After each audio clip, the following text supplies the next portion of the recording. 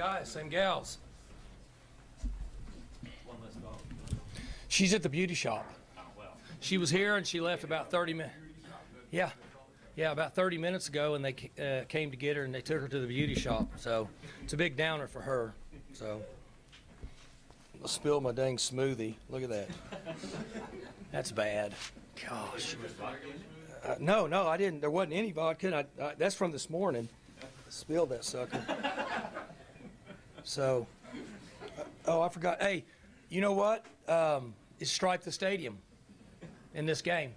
So you guys can go to CoachGundy.com and get all the details. We got to stripe the stadium. So I'm guessing that all the people that tune into this press conference for jokes and entertainment and not much or very little has to do with football, you'll know that it's Stripe the Stadium. And I've always supported the officials and referees. They're all good friends of mine, so we're killing two birds with one stone. I'm glad I spilled that smoothie on my shirt, my sweatshirt. I almost forgot about Stripe the Stadium.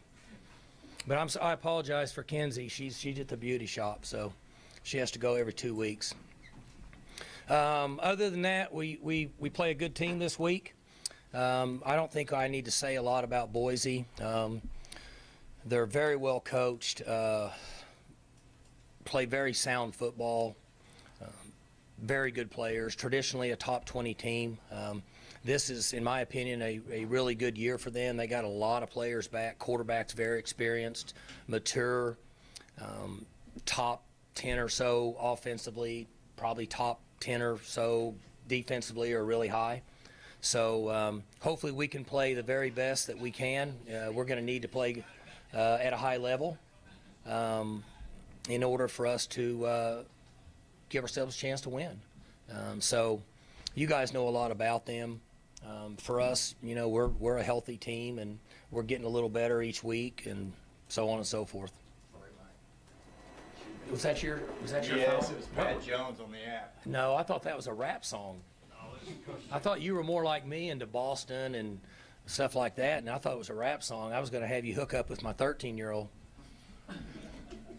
So whatever questions you have, what I said post-conference or post-game was good in the conference. Our run blocking's very below average. It's got to improve. Quarterback had got a lot better, threw the ball around pretty good. Defense was in the right spot most of the time. I think they're defending well. Both sides of the ball, including special teams, going to be a real challenge for us. They have a very active returner. So this will be a good matchup. Should be a lot of fun. Need to have a great week. Mike, I asked you this in post-game after knowing that you probably couldn't answer it without having seen film, but with the offensive line, did you get a better idea of how much was you guys and how much was their numbers game and what they were doing in the box? Well, the numbers are always going to create issues when they're down that low, okay? But we still have to be able to block the 6 or the 7 people in the box, and we got to get in front of them. We got to move them out of there, and we're not doing that to where we need to be to play at a high level. And so, essentially, from this point moving forward, we've got to do a better job of getting squared up on those guys in the box, and we got to block them and give our backs a chance to get out in space. How did Taylor Cornelius feel watching film of himself after this game versus last game? I haven't talked to him about him watching film of himself yet, but he's going to be as tough as critic. That's just the type of young man he is. And I'm sure you guys had a chance to interview him after the game, and whatever he says is pretty much what he feels. I would anticipate him getting a little better each week. What did you see on those 2 interceptions? Well, one of them, the kid just made a nice play. Sometimes that's going to happen in our offense. We throw the ball down the field. We like a one-on-one matchup. Their guy went up and made a good play, caught it with one hand. So that's the style of offense we play. The other one, he's made a bad throw. I mean, the guy was open. His decision was good, and I recommended not throwing in that corner of the end zone. Mike, I mentioned to you after the game that he couldn't even talk about his good plays because he was so locked in on his mistakes. Isn't there a danger in that too, though? I mean, as a quarterback, he's pretty level-headed, Robert. He's very mature, and he gets it. So, hey, how about that? Greg Burke's head of the officials. He likes my shirt. I mean, that's pretty good. So I don't see that as being an issue with him. He's going to be critical of himself. He's been here so long, and he wants to play as good a game as he can mentally. We run 80 plays a game. We play fast, lots on the quarterback. There's going to be mistakes. He has a high level of really quiet confidence, in my opinion. And I think we saw more of that in the last game, in that he didn't toss the ball, he threw the ball. And I think each week he'll get a little better.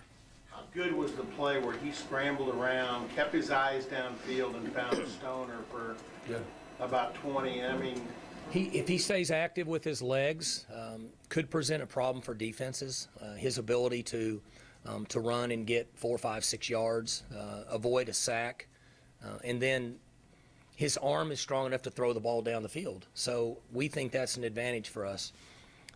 That will improve the more he plays. You're so much better after you've played 500 plays in live action than you are just going through practice. Do you think, Mike, that that Boise's one of the 2 or 3 best teams you'll see all year, and B, do you think they might be the best non-conference team you've brought in here since maybe Houston and Dana 9 years ago? I'm trying to think of who all's come in here. Yeah, they were good with him because of he's a Super Bowl winning quarterback. He was a good player. This team is every bit as good as they were. We played Georgia here. Georgia's pretty good. They had Stafford, right? Another NFL starter. So that automatically makes you a good team. And I think this young man's going to play in the NFL. I mean, obviously, it's not my job to evaluate, but they're a good football team. They're just a really good team. Non-conference opponents in preseason, people try to guesstimate how good they are. You play on the road and you win by 40 or however many, and then you play at home and you win by 50 or however many. Your team's going to be pretty good. There's at sometimes a telltale sign, not always, but if you're just an average team, it's not easy to win by 50. So they're a really good football team. Mike, I don't want to wear out the targeting issue, but is there going to be a targeting call on an offensive player with the ball? They don't consider him, what's the word I'm looking for? Defenseless. Because he has the ability to drop his pads. So it's a tough rule, and I mentioned it afterwards. Talked to it about the staff. I was pretty tough with our team about it in the meetings last night, that I wouldn't want to play defense. I wouldn't want to play defense anyway because I'm not really big on human collisions. But I certainly wouldn't want to play now when you have to try to do everything possible to avoid any contact with your helmet when you're still trying to strike a person. And, I mean, it's hard to hit somebody with this and your head go the other way. That's just physiologically almost impossible. So you got to stay from here down. To me, that's the solution. You need to learn to tackle from here down. If you hit anything from here up, probably going to get ejected. I don't agree with it.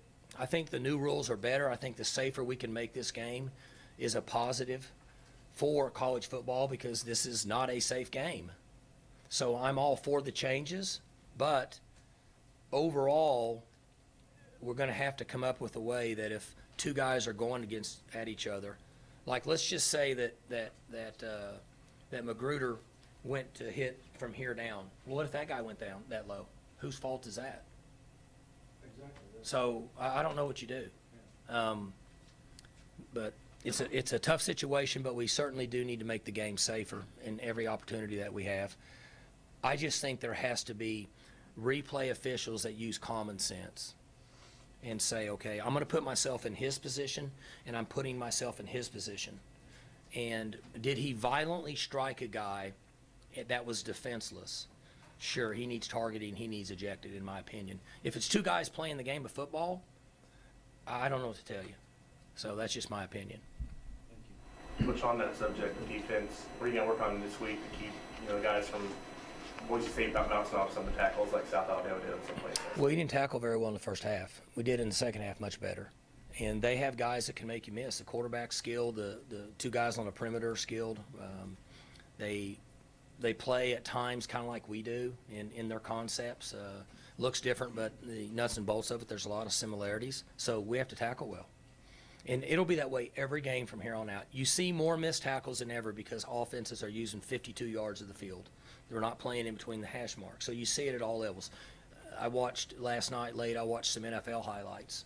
And he's a bad example, but just watch the guys trying to tackle Tyreek. And you look at yourself and say, that's an NFL player. There's guys at that level that are just hard to tackle. There's guys at this level that are hard to tackle. We like getting the ball to 5 and 27 and 30 on the perimeter and saying, good luck to you, one-on-one, we'll see you tackling. There's concepts that we do now that are okay with the guy being out there trying to tackle that guy in space. Can you talk about the receiving group and how Wallace and Johnson in particular have kind of stepped up, especially with Washington and Aitman and those guys leaving? Yeah, they're doing a good job. They're working hard. They're unselfish. That's the most difficult thing for our offense, as I've said in here before. You've got one person that gets to touch the ball every play, and you have 10 guys that have to be unselfish and are willing to help him score. And we had that because 13 didn't have a lot of action a week ago, and then he did in this game. And 1 didn't get much action in this game based on what happened. 17 was somewhat limited. They played differently, so it went outside.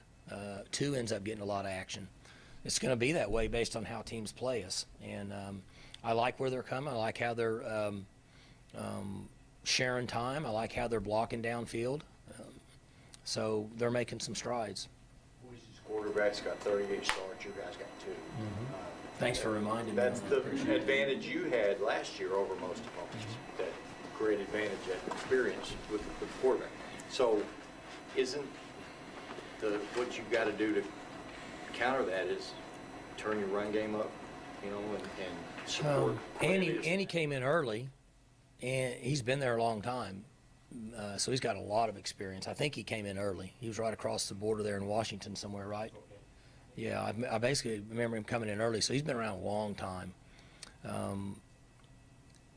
I'm not sure how they're going to play us. My guess is that they're going to run the plays that they have and execute the way they do. I don't see them seeing us any different. They're probably just going to run their offense and run their defense. And so we have to be intelligent as play callers and from the quarterback position and how we distribute the ball based on the way they play us. But if they do give us the run at times like what you're saying, then we have to block. If the numbers are equal, we got to block those guys so our backs can make a cut on the other side of the line of scrimmage and not in the backfield. And that'll be important. Regardless of how you're being played, though, I mean, when you see that backs like King and Hill are 9 for 32, like they were 2 nights ago, didn't that? I mean, how many yards did we throw for? 500? Yeah, I mean, I just, it is what it is. I mean, the first game, the safeties and the corners played way off, and we rushed for 400 yards. And would it be different with a different opponent? Sure. But if they want to invert safeties and drop safeties down and run linebackers through the gaps like the last team, then we have to throw the ball. It's really hard. If you have a center and a guard and you have a lineman lined up in a 2-eye technique or a gap, and we're doubling up to this backer, and that backer's running through the gap, and this nose guard, this center can't help at all. He's got to get off on that guy and leaves him solo. You're going to get pushed back. You're going to lose all leverages, and the law of football is you get pushed backwards. You got to throw passes because that linebacker also has to cover the middle of the field in passing. That's where 13 caught his balls. So it's just a give and take. I do say at times that you need to be able to run the ball when they know you're going to run the ball. That's where we need to improve. And that's kind of what you're alluding to. And there's definitely going to be a time during the year we have to do that. So we'll just see what happens and how they play us. It'll be interesting. I haven't seen much of the UConn game, but I've watched the Troy game. And just watching them in the Troy game, it's one of the better college secondaries. And I know they're better, and they brought back 10 starters, but that's one of the better secondaries that I've seen in a while, maybe one of the best you'll see this year. Well, they play well together, and they're all experienced. There's no substitute for experience at this level, period. They got everybody back, essentially on both sides of the ball. And they're veteran guys, and they've been savvy, and they've been successful. And it's going to be a real challenge now, I'm just telling you. I don't know what they're ranked right now, I'm gonna say pretty high and very deserving of where they're at based on the history of that program, and they stay in their box. I don't know that staff at all. You know, they're basically on the other side of the planet. So I don't know a lot of people in that part of the country. But Chris Peterson visited here a few years ago for a couple days, and then we played them in the bowl. And so I got to know him a little bit. And I'm guessing that these guys are probably cut from the same mold, which has been very successful over the last 15 years, maybe longer than that. If it's a close game, something happens to Taylor, do you feel comfortable bringing in Drew or Spencer? I don't know yet. We'll have to wait till we practice this week and see where they're at. They're getting a little better each week. So why has Boise been able to sustain itself for this long? Their success. Oh, I think they're a lot. I think the history. Brian has been there how many years? Right, and that was before that was Peterson, right? And before him was did Cutter jump in there at some time? Dirk jumped in there for a couple years, or maybe 1 year. And Nutt was there for a year, and then it was Hawkins, right? So if you go back to when he started, I don't know who was before him. I don't know. Do you know, Kevin? You were living out there. I think Houston started it. Who? The first in Houston, I think, was the first in line with that group. When it Houston? No. That was Houston after Dan Hawkins? No. Dan Hawkins started it. Okay. I think. I don't know. But regardless, there's a lot of similarities, and I don't know anything about those guys. I don't know them. All I know is when I watch them in the off season and I watch them play on TV, they stay in their box, and they just, to me, this is what they believe in, and they believe in this system. And there's times they run to the center, they run the power play, they run tight ends, they run wings, they spread you, they motion you, they multi-formation you. Defensively, they have some potential three-down looks. They have stand-up ends. Their schemes and their structures, a lot like what we're doing now. They're match coverage people, maybe not as much challenge in press man. So, but that has stayed relatively same for a long time. And to me, that's why they've been able to be consistent and have success, because they don't wholesale change. And then whoever started it has developed, and I'm sure their players believe in their ability to win, and makes a huge difference. What's Darius Williams' status going into this week? Should be fine. You have a lot of freshman offensive linemen listed on that depth chart. Earlier in the year, you said you wouldn't think you'd have to play any of those guys at all, so what kind of changed the picture there? What do you mean? There's 3 freshman linemen listed on that depth chart down there on third string, but what's kind of brought them into the picture? I'm not understanding what you're asking me. On the depth chart. Right, but I'm not understanding what you're asking me about them. Why are they now listed? What's kind of got them in the position where they could be on the field? Were they not listed? No. I didn't know that. I mean, that's new to me. I was unaware. Gavin must think they're going to play. I don't know. He's one that makes the depth chart. Honestly, I didn't know they were on there. Nothing's changed up front for us. We're just not playing very good right now. Other than a Bedlam type game, I don't know that there's ever been a statistical matchup quite like this since you've been the head guy, because you're number 1 in offense, they're number 4 in offense. Both quarterbacks are way high. You think this is, if it's possible, this is kind of under the radar nationally in terms of being a potentially? I don't know what the temperature is out there with the game nationally. I know to us that that as we look at it based on each week, and I would have to let you know at the end of the year, but when you see the big picture, this could be as good as any team we play when you talk about experience, mature quarterback, like all the things that everybody in here knows are important to a team having success. When you have a mature quarterback, you got returning starters, a lot of experience, guys been successful, good returners on special teams, coaching staff's been in place forever, all those different things. That's kind of the ingredients for a successful organization. So you may play a team, if you're playing, I don't know, Alabama, well, you may play a team that on the NFL breakdowns, they may be more talented. But when you take everything together, this team may be as sound as anybody we play this year. Doesn't your shirt kind of say it all? Outside of homecoming, this is This place should be full. I can't imagine a 2:30. Is it a 2:30 kick?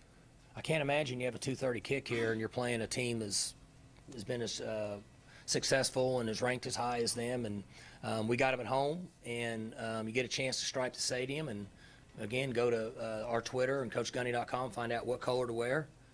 Place should be loud. Good call, Robert, for free marketing. I like Do that. you return the gun?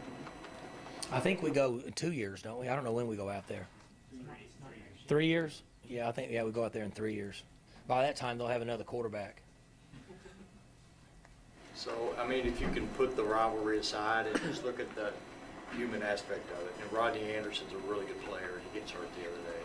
And this game is so violent, it's kind of surprising about 10 guys don't get hurt badly every week. But I mean, is that sobering when you see a really good player in the league go down like that?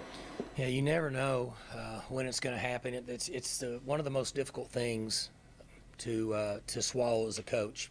Young men that work hard, and life is not always what we expect it to be, and it's definitely a marathon and not a sprint, and you hate it. People ask us, like, my 13-year-old, when I got home, I got home at 12:30 or whatever on Saturday night. Well, how come Justice Hill doesn't play more? What's the problem? I said, well, we got way ahead. Yeah, you only let him in the game, play 6, I don't know, what do you have, 6 carries or something? And he said he only gets to play X number of plays. And I said, I just don't feel comfortable leaving him in the game when we're way ahead.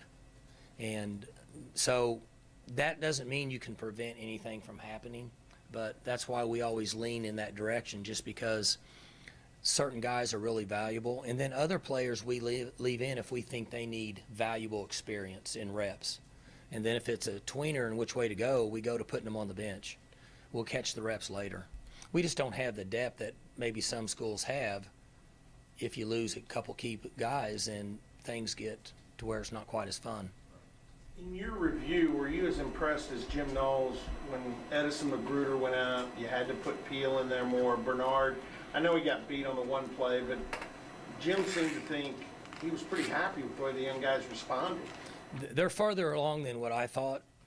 When I see them out there, I get nervous because anytime you see a kid that was playing high school ball 6 months ago or 9 months ago or whatever, it makes me a little nervous. But actually, they were in the right place and kind of started to figure it out. They're a lot of reps away, but they'll be in the game some. And we talked about this in July and in August, that at that particular position, we'll be developing some young players. That's the one position that we'll be developing guys that don't have a lot of experience. And so here we are.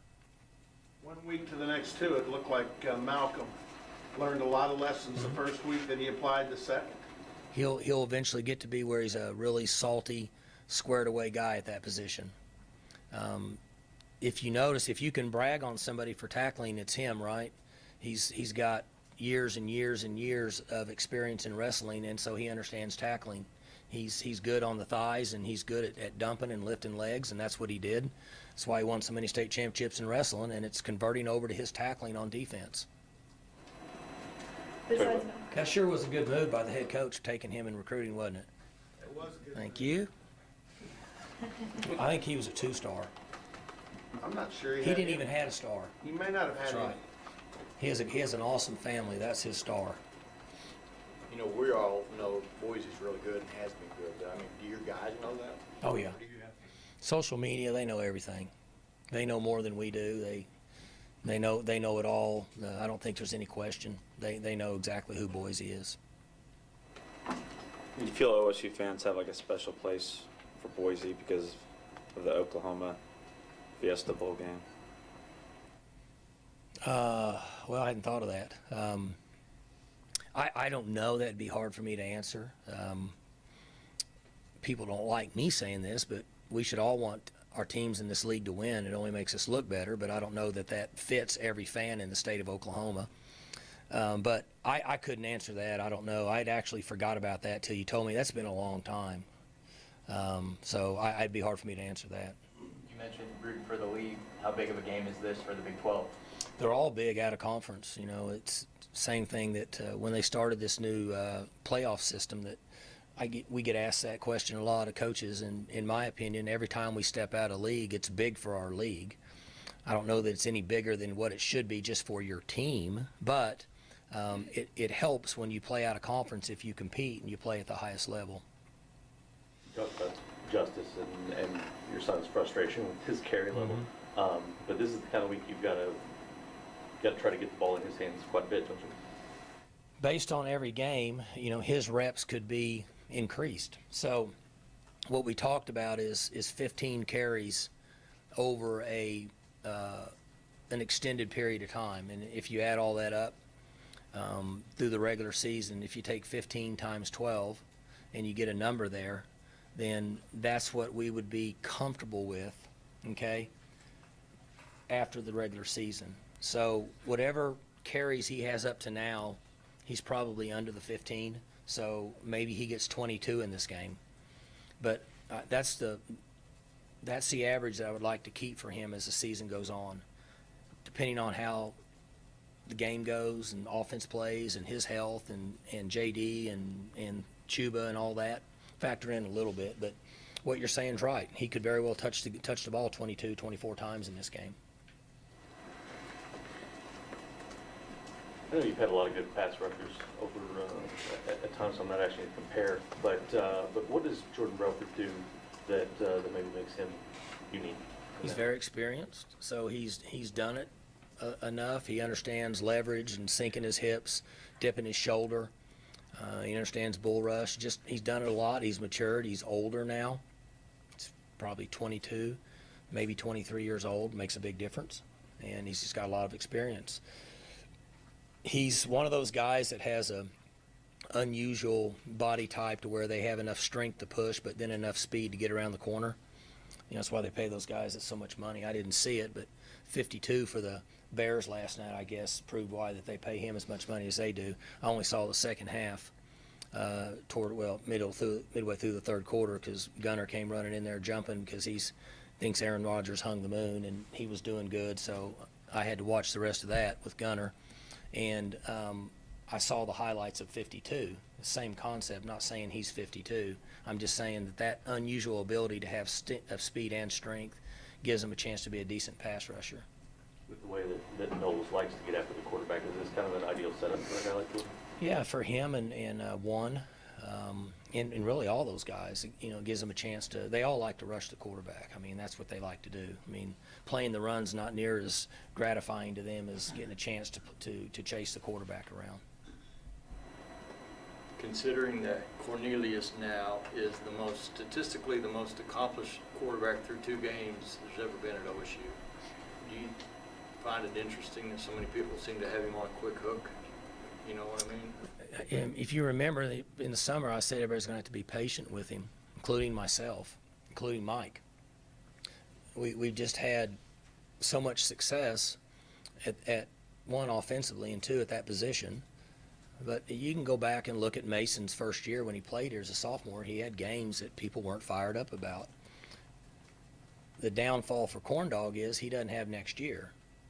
So he has to learn and grow really fast. But he'll be fine. He's playing fine. Sometimes we have to be careful what we wish for. We just need to be thankful for what we have, and that's kind of the way I feel about Corndog. Sound good? All right, appreciate it. Strike the stadium, man. Strike the stadium. Women, strike the stadium.